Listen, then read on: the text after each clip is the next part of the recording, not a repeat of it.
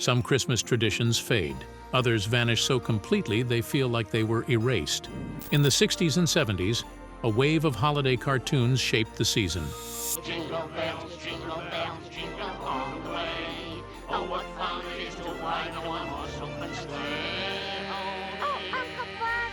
Hey, what is it, nephew? You promised to read me a Christmas story. Strange, charming, and unlike anything airing today. They taught history, carried folklore, and turned December nights into something magical. So bright, Won't you ride my sleigh tonight? then how the reindeer loved him. Then, without warning, they disappeared from every screen. Why were these 24 Christmas cartoons buried? And what forced them out of the holiday spotlight?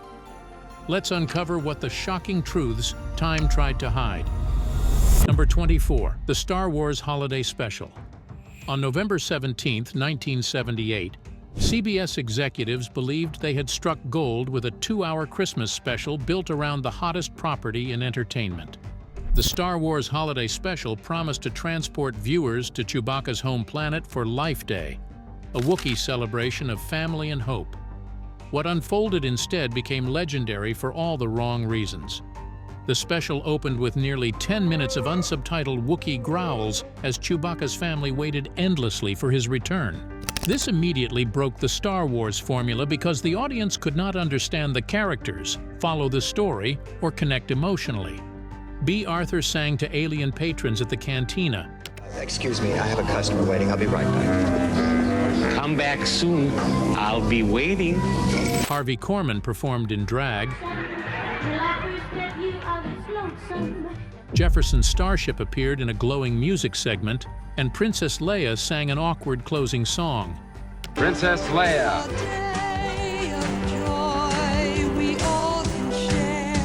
These unrelated musical numbers replaced the adventure, tension, and world-building that defined the franchise. It aired only once.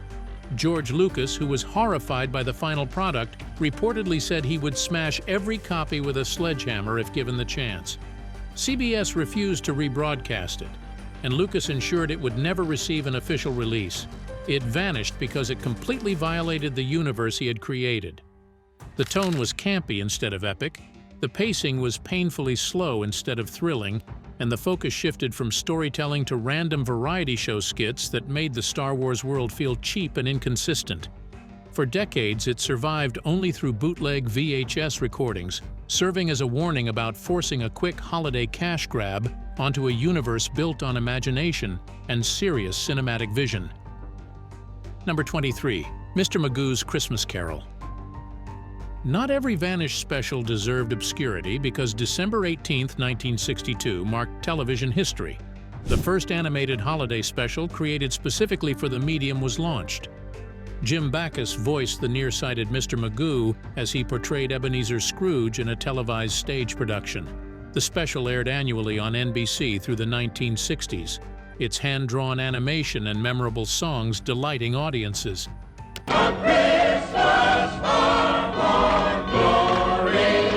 Yet by the mid-1970s, it had quietly slipped from broadcast schedules.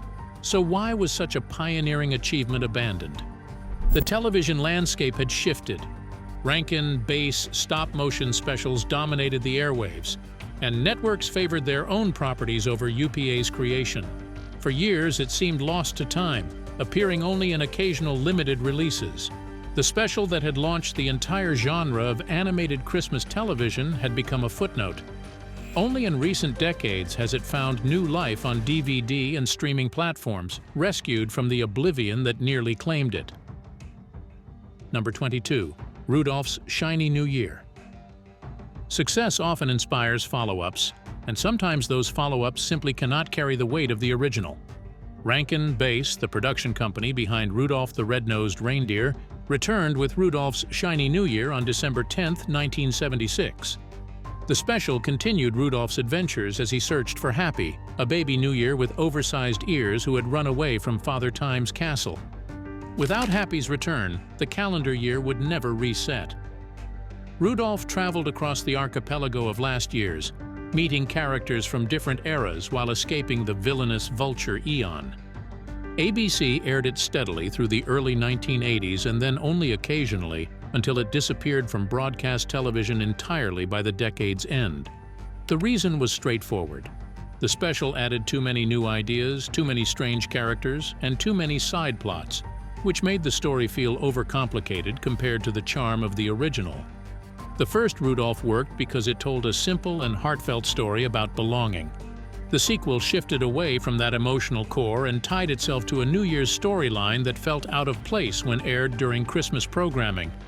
Networks had only so many holiday slots, and they chose to fill them with stronger, more familiar classics. In the end, Rudolph's Shiny New Year faded because audiences kept returning to the original, while the sequel delivered an experience that felt both unfamiliar and unnecessary. Number 21. The Little Drummer Boy, Book 2. December 13, 1976 brought The Little Drummer Boy, Book 2 to NBC, reuniting Aaron with his animal friends and introducing a new quest, traveling to bring the silver bells he'd received from the three wise men as a gift for Christ to his original owner, Simeon.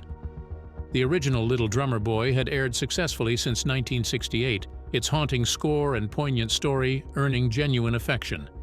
But this continuation felt manufactured, stretching a complete narrative past its natural ending.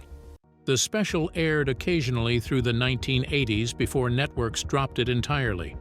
But why preserve shelf space for a sequel when the original told a perfect self-contained story? Each holiday slot represents valuable real estate, and sentimentality only extends so far. The Little Drummer Boy remained, but his second book quietly went out of print on television schedules, a reminder that not every story needs continuation. Number 20. Nestor, the Long-Eared Christmas Donkey. On December 3, 1977, Rankin-Bass unveiled Nestor, the Long-Eared Christmas Donkey on ABC, telling the story of a small donkey whose unusually long ears made him a constant target of mockery. Nestor's mother eventually sacrificed her life to save him during a deadly blizzard, and years later, those same ears allowed him to shield Mary and the infant Jesus during their flight to Egypt. The special contained every familiar Rankin-Bass ingredient, including stop-motion animation, a gentle Roger Miller narration, and themes built around acceptance, sacrifice, and quiet heroism. Even with these strengths, it aired only occasionally throughout the early 1980s before disappearing from broadcast schedules entirely. What doomed Nestor is surprisingly straightforward. The story followed the Rudolph pattern so closely that it felt less like its own tale and more like a reworked version of a classic audiences already loved. It did not offer a new emotional angle or a fresh holiday message that could distinguish it from the rest of the Rankin-Bass catalog. At the same time, the moment when Nestor's mother dies in the snow proved unusually bleak for a Christmas slot, and networks grew hesitant to program something that risked upsetting younger viewers. Most importantly, by 1977, Rankin-Bass had produced so many holiday specials that networks no longer needed all of them. With limited airtime, they favored the established hits, and Nestor simply could not compete. Number 19. The First Christmas. Something genuinely different came to NBC on December 19, 1975, and it was The First Christmas Show. The story of the first Christmas snow wove together two narratives: a blind shepherd boy at the Nativity and a contemporary story of a young blind boy learning the Christmas story through a village pageant. Rankin-Bass had experimented with cell animation instead of their signature stop motion, giving the special a softer, more contemplative quality, with Angela Lansbury's warm voice providing the narration. The special dealt explicitly with disability, faith, and the power of storytelling itself. After its premiere, it aired a handful of times in subsequent years, then disappeared. The experimental structure perhaps confused audiences expecting straightforward Christmas narratives. Or maybe its direct religious content made networks nervous in an increasingly secular broadcasting landscape. Whatever the reason, a special that had taken genuine artistic risks became a casualty of changing times. Innovation doesn't always guarantee preservation, and The First Christmas proved that sometimes being different meant being forgotten. Number 18. The Stingiest Man in Town. In the 1970s, they had a string of shows airing: And on December 23, 1978, Rankin-Bass returned to Dickens with The Stingiest Man in Town, an animated musical adaptation narrated by Tom Bosley. This wasn't their first encounter with Scrooge. They had produced a version in 1956, but this new iteration featured cell animation and original songs meant to rival any Christmas Carol adaptation. NBC aired it once, then silence followed. For years it seemed utterly lost, not even surviving in bootleg recordings. But why would a Rankin-Bass Christmas special, especially one adapting the most beloved Christmas story ever written, vanish so completely? The answer lay in timing and competition. By 1978, audiences had access to multiple Christmas Carol adaptations, and the market couldn't sustain another version, especially one that brought nothing particularly distinctive to the table. Television had learned a harsh lesson. Nostalgia and brand recognition only carry you so far. Even Dickens himself couldn't guarantee success when audiences had already found their definitive version. The Stingiest Man in Town became one of the rarest Rankin-Bass productions, occasionally surfacing on VHS before largely disappearing again. Number 17. Judy Garland's Christmas Special. Before animation dominated holiday television, variety specials ruled. On December 22, 1963, Judy Garland's Christmas Special was brought to CBS, featuring guest appearances from her daughter Liza Minnelli, comedian Tracy Keenan Wynn, and singer Mel Torme. Judy Garland, still a powerhouse despite personal struggles, delivered standards with her unmistakable emotional intensity. The special aired once and never returned during Judy's lifetime. Why would networks abandon an icon? Behind the scenes, Judy's variety series had struggled with ratings, leading to its cancellation after one season. The Christmas special, while showcasing her undeniable talent, couldn't overcome the reality that variety shows were losing ground to other formats. After her death in 1969, the special occasionally surfaced in tribute packages, but never as an annual tradition. It captured a moment, but that moment had passed, and the entertainment sector continuously moves forward, leaving even its brightest stars behind in the archives. Number 16. The Night the Animals Talked. Imagine a stable in Bethlehem bathed in starlight. Now imagine the animals inside suddenly discovering they can speak. What would they say? In 1970, ABC gave viewers an answer that would haunt them for decades. The Night the Animals Talked premiered on December 9, 1970, and aired on ABC through 1973, with a final appearance in 1977.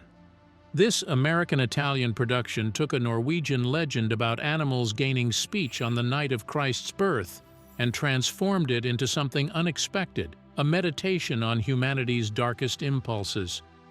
So why did this profound special disappear? The animation quality from Italian studio Gamma Films was inferior compared to the polished Rankin-Bass productions dominating the era. But there was something more troubling to broadcasters. The program carried heavy Christian content, and media outlets grew increasingly wary of potentially offending non-Christian audiences. So after its final national broadcast on USA Network in the early 1990s, the show largely disappeared from television, surviving mainly through bootleg copies and occasional PBS airings.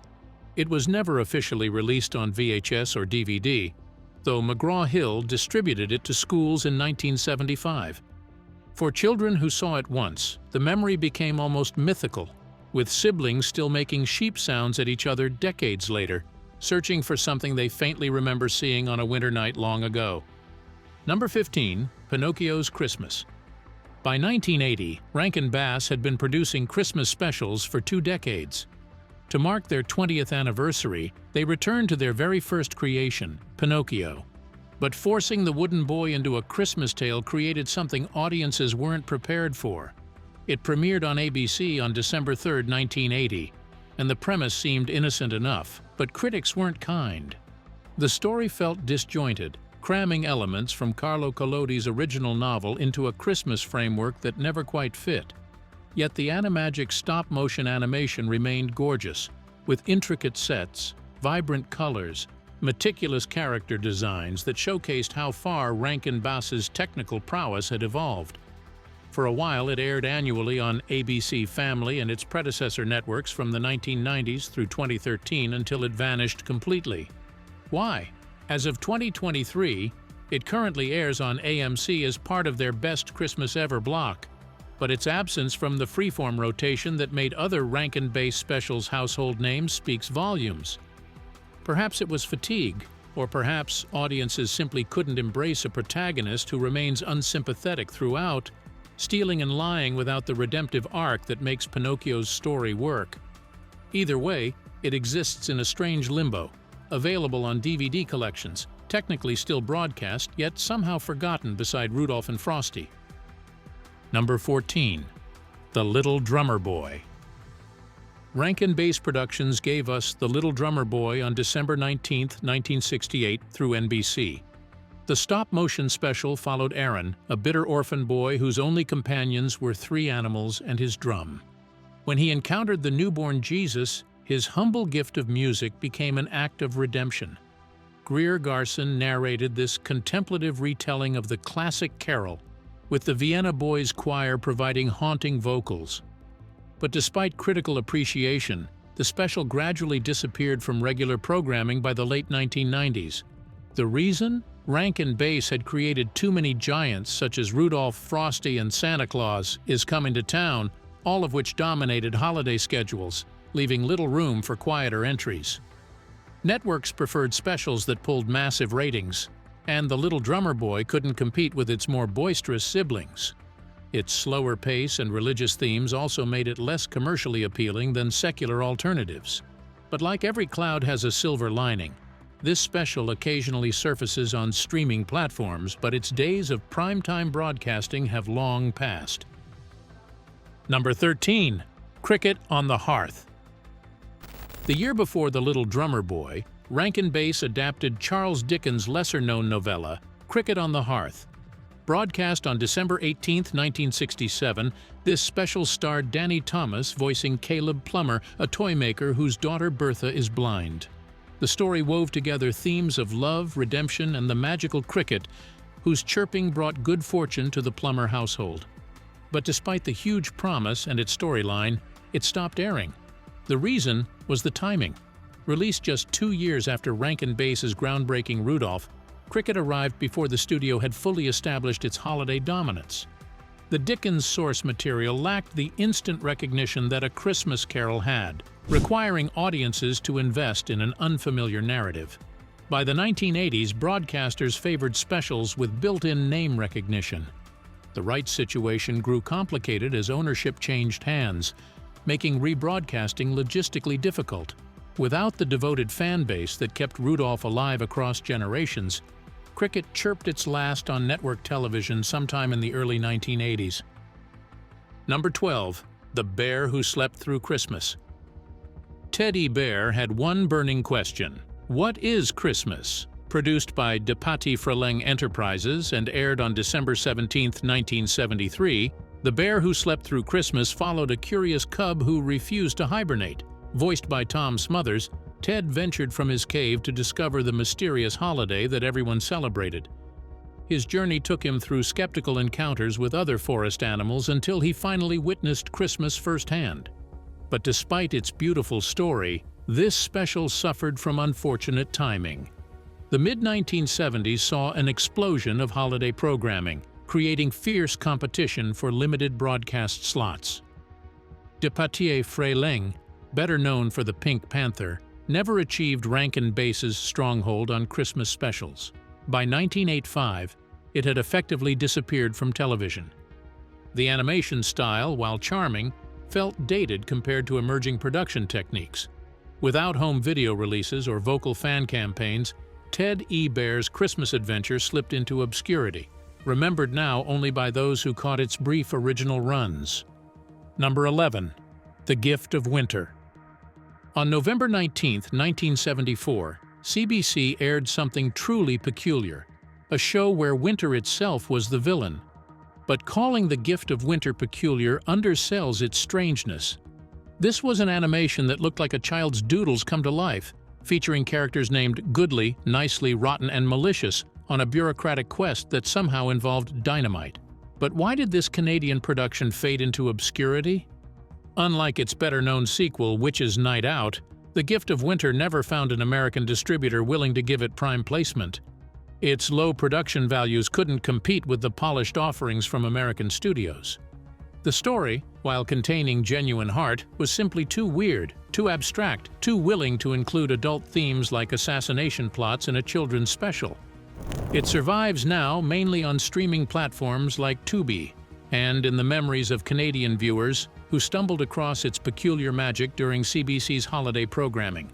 For everyone else, it remains what it always was, a gift only a few people unwrapped. Number 10. A Cosmic Christmas. Canadian animation studio Nelvana made its debut with A Cosmic Christmas, and it was broadcast on December 4, 1977 by CBC in Canada and later by CBS in America. But despite the launch into international prominence at the time, A Cosmic Christmas rarely appears today. Canadian productions faced inherent distribution challenges in American markets, where most holiday programming decisions occurred. The special's progressive themes like divorce, environmental concerns, and questioning materialism all felt edgy for 1977 and became either commonplace or controversial depending on the viewer. By the 1990s, broadcasters preferred either traditional narratives or high-budget CGI spectacles. The CL animation, though beautiful, couldn't compete visually with computer-generated alternatives, and to make matters worse, Canadian rights complexities made rebroadcasting expensive and bureaucratically challenging.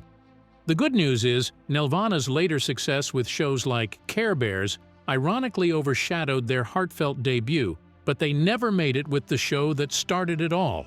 Now, the special exists primarily in Canadian cultural memory, occasionally screened at film festivals celebrating animation history. Number 9. A Christmas Carol. On Christmas Eve of 1971, families gathered around television sets to watch something extraordinary, an animated adaptation of Dickens' A Christmas Carol so hauntingly beautiful that it would win an Academy Award. Executive produced by Chuck Jones and directed by Richard Williams, the special featured Alastair Sim reprising his role as Scrooge from the celebrated 1951 film. But what made this version different was its bleak mood and emphasis on darkness and shadows led some to consider it the most frightening dramatization of the Dickens classic.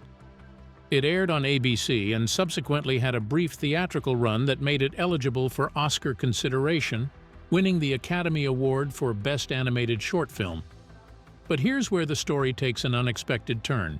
After airing on TV a few years later, it has not been seen on television since. The special that was once called groundbreaking simply disappeared from broadcast schedules. No official DVD or Blu-ray editions have ever been produced, with only a VHS release by Anchor Bay Entertainment in 1998. Rights complications have kept this Oscar-winning gem locked away from mainstream audiences, surviving only through bootleg copies and occasional unauthorized streaming. What began as a triumph ended in obscurity, a Christmas ghost story about a ghost story itself. Number 8. 'Twas the Night Before Christmas. The famous Clement Clarke Moore poem has inspired countless adaptations, but the 1977 live-action television version remains particularly obscure. Distinct from Rankin-Bass's 1974 animated special of the same name, this production featured human actors bringing the classic verses to theatrical life. Networks aired it, hoping to capitalize on the poem's universal recognition while offering something visually different from animation-dominated schedules. But confusion doomed this special from the start. Audiences searching for the beloved Rankin-Bass version felt disappointed by the substitute. The live-action format worked against the material's fantastical element Santa, and rooftop landings looked awkward when attempted with 1970s special effects and costuming. Critics dismissed it as unnecessary, since countless other adaptations already existed. By 1980, it had vanished completely, eclipsed by its animated namesake. The overlap in titles created archival challenges, and researchers often confused the two productions, further erasing the live-action version from the historical record. So without distinctive characters or memorable songs, it left nothing for audiences to remember or request. While some Christmas specials fade because they failed, This one faded because nobody noticed it existed. Number 7. Yes, Virginia, there is a Santa Claus. When Yes, Virginia, There is a Santa Claus premiered on ABC on December 6, 1974, it arrived with high expectations. It was produced and directed by Bill Melendez, the same creative force behind A Charlie Brown Christmas, and the similarities were impossible to miss. It used the same hand-drawn animation style, relied on child actors for authentic voices, and wrapped its message in gentle seasonal morality. Based on the real Virginia O'Hanlon and the famous newspaper editorial from the New York Sun, the half-hour special followed a young girl mocked by classmates for believing in Santa, who turns to a newspaper editor for reassurance. The next year, it even won an Emmy for Outstanding Children's Program, which seemed to guarantee a long life on television. Yet something went wrong. Over time, the special slipped out of favor and eventually vanished from most holiday rotations. Critics and viewers pointed to several clear problems. The animation looked flat and static, even by 1974 standards, and it lacked the warmth and personality that made the Peanuts specials visually memorable. The story itself was sincere but extremely thin, and stretching it to 25 minutes left long stretches with little energy or emotional movement. Without Charles Schulz's writing, Melendez's direction no longer had the humor, depth, or spark that made A Charlie Brown Christmas so enduring. Networks gradually dropped it in favor of stronger, more engaging classics. Today, it survives mainly through old VHS tapes and occasional DVD releases, remembered fondly by those who saw it but unable to secure a place as a true holiday tradition. Number 6. A Connecticut Yankee in King Arthur's Court. Mark Twain's time travel satire received an unusual holiday twist in 1970 when NBC broadcast a television movie adaptation with Christmas elements woven throughout. Though primarily remembered as a straightforward Twain adaptation, this version strategically aired during the holidays and incorporated seasonal themes into Hank Morgan's medieval adventures. The production attempted to capitalize on holiday viewership while offering something different from traditional Christmas fare. This experiment in holiday programming disappeared almost immediately. Audiences expecting either pure Twain or pure Christmas felt confused by the hybrid approach. The special never found its identity, too complex for children seeking holiday magic, too diluted for adults wanting authentic Twain.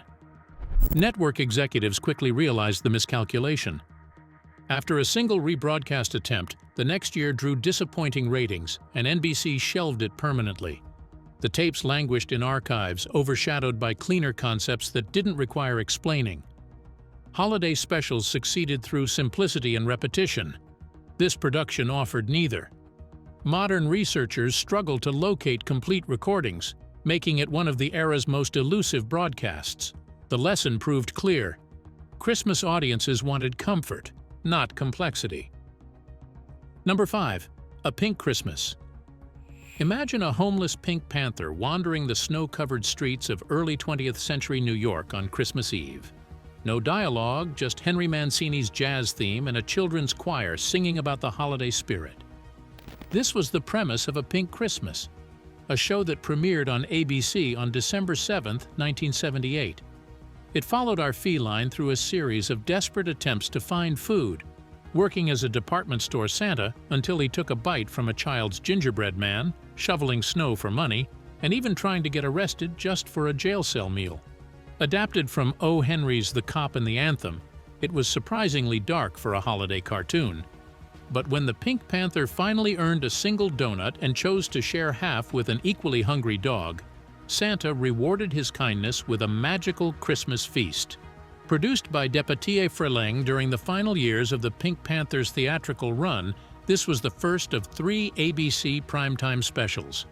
Yet despite being released on DVD in 2007 alongside its companion specials, A Pink Christmas gradually faded from annual broadcast rotations. The studio that created it was sold to Marvel Comics in 1981, and as ownership changed hands through the decades, the special became just another property in a vast catalog, no longer the seasonal staple it was meant to be. Number 4. Christmas Is. What happens when a boy gets stuck playing the second shepherd in his school's Christmas pageant for the second year running?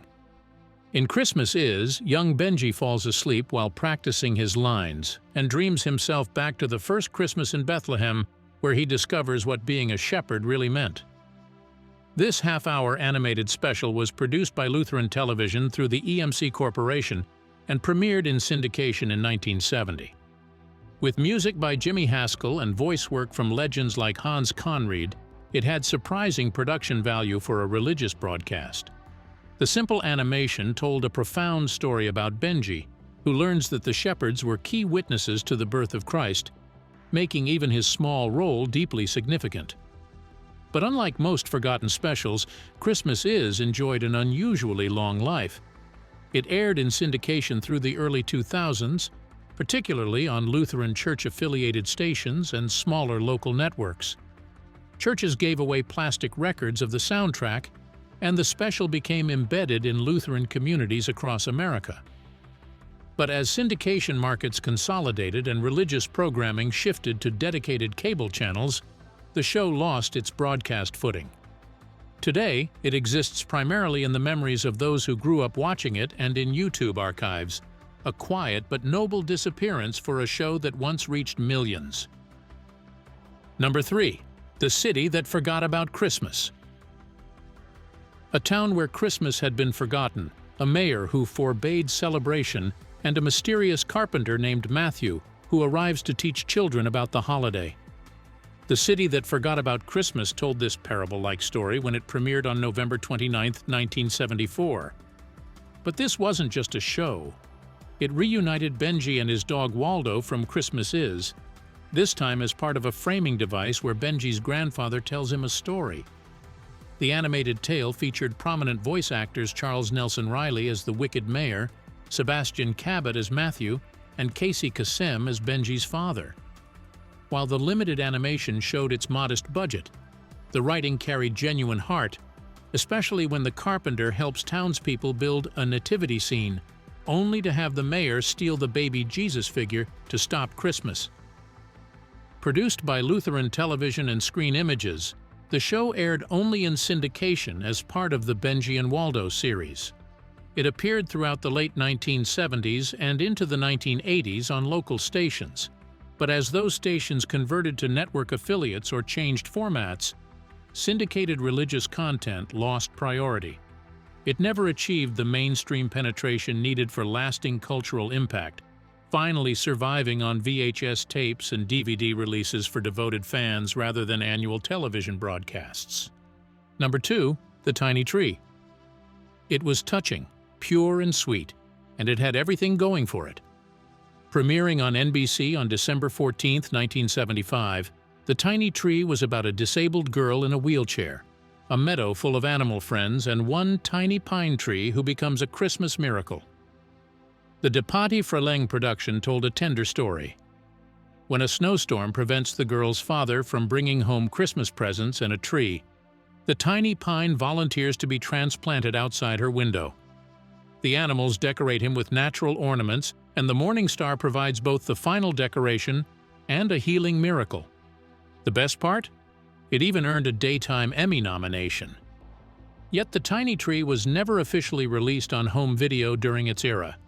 It aired as part of the Bell System's sponsored programming, but when a TAN-DT divested and corporate sponsorships shifted in the telecommunications industry's upheaval of the late 1970s and early 1980s, many Bell-sponsored productions lost their distribution pipeline.